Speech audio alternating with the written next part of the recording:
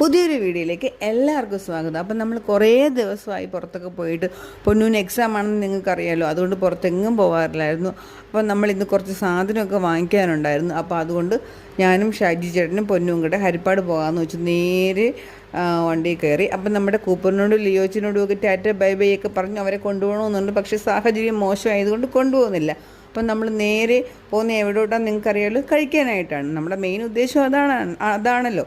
അപ്പോൾ നേരെ ഞങ്ങൾ ചെന്നിട്ട് കേക്ക് ലോഞ്ചിൽ കയറി. അപ്പോൾ അവിടെ 199 റുപ്പീസിന് ചിക്കൻ സ്ട്രിപ്സ് ഉണ്ടായിരുന്നു.